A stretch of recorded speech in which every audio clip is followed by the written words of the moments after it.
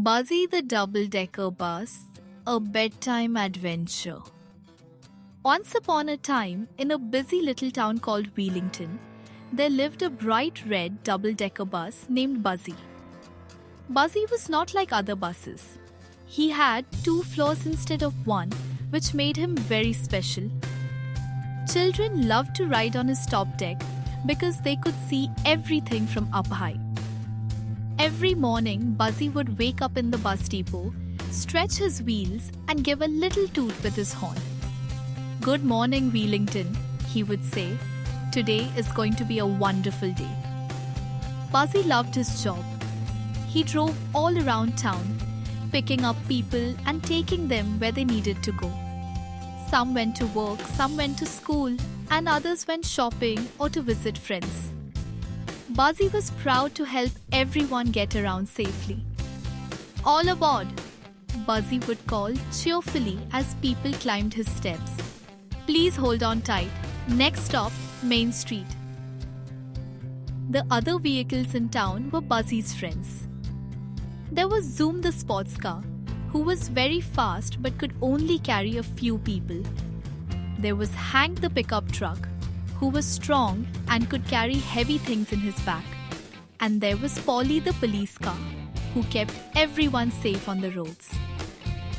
But even though Buzzy had many friends, sometimes he felt a little sad.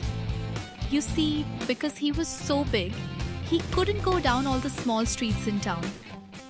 Some of the other vehicles teased him about this. "Too big and clumsy," Zoom would sometimes say as he zipped past. "Can't fit through there, can you?" Hank would chuckle when Buzzy had to take a different route. Buzzy tried not to let it bother him, but deep down, he wondered if being big was a bad thing. One day, grey clouds gathered over Wheelington. The weather reporter on the radio said a big storm was coming. Everyone hurried to get home before the rain started. Buzzy worked extra hard that day, making sure all his passengers got home safely. The wind started to blow, and the first raindrops began to fall as Buzzy dropped off his last passengers. "Phew," said Buzzy. "Time to head back to the depot." But as he drove along River Road, Buzzy saw something that made him stop. The river was rising quickly because of all the rain, and water was starting to flow over the bridge. "Oh no," gasped Buzzy. "If the bridge gets flooded, the people living on the other side won't be able to get to town for help if they need it." Just then, Buzzy saw Zoom trying to cross the bridge. "Stop!" Buzzy honked loudly. "It's not safe." Zoom screeched to a halt just in time. "Thanks, Buzzy. The water is getting too high. What should we do?" Buzzy thought hard. The storm was getting worse, and soon the bridge would be completely underwater. Then he had an idea. "I know. I can park on the bridge and let people walk across on my top deck. I'm tall enough that the water won't reach my upper level." Zoom looked doubtful. "Are you sure? That sounds dangerous." "I'm sure," said Buzzy bravely, though his engine was rumbling with nervousness. "Go get Polly and tell everyone what I'm doing." Zoom zoomed off to find help while Buzzy carefully drove onto the bridge. The water was already up to his wheels, but he was steady and strong. He parked right in the middle of the bridge and turned on all his lights so people could see him through the rain. Soon, Polly arrived with her lights flashing. She used her loudspeaker to tell everyone what was happening. "Attention residents, if you need to cross the river, Buzzy the bus is creating a safe path. Please form an orderly line." People from both sides of the river were soon using Buzzy as a bridge.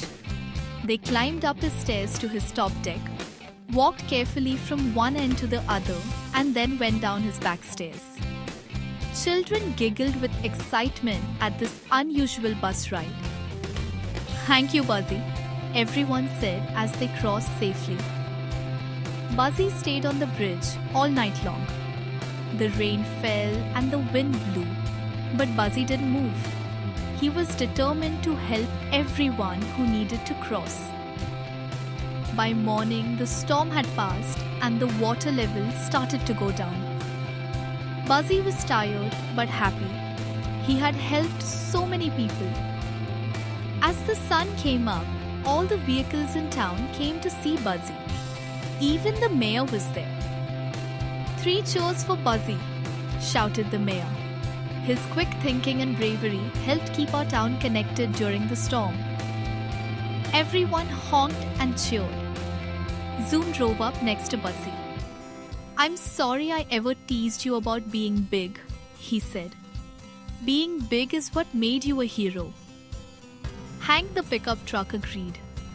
"We all have different jobs to do in this town. Your size is your strength, Buzzy." Buzzy felt his engine warm with happiness. "Thanks, friends. I guess we're all special in our own ways."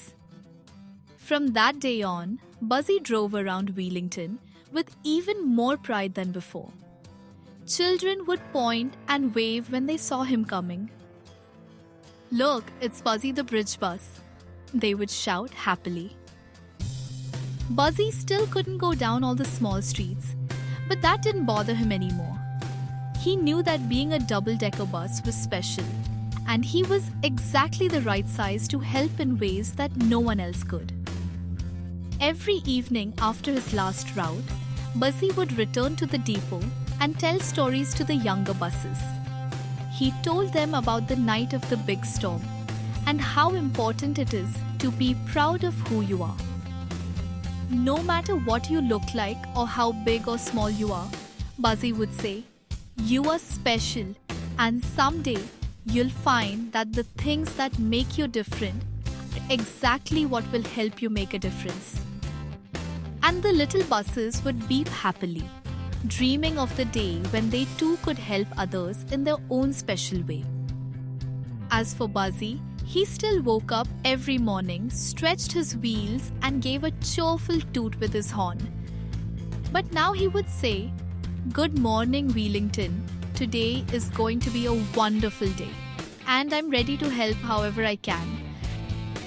So whenever you see a big red double-decker bus driving down the street, give a little wave. It might just be Buzzy off on another adventure, proud to be exactly who he is. And if you listen carefully, you might hear him whisper, "Dream big, little ones. Dream big." The end.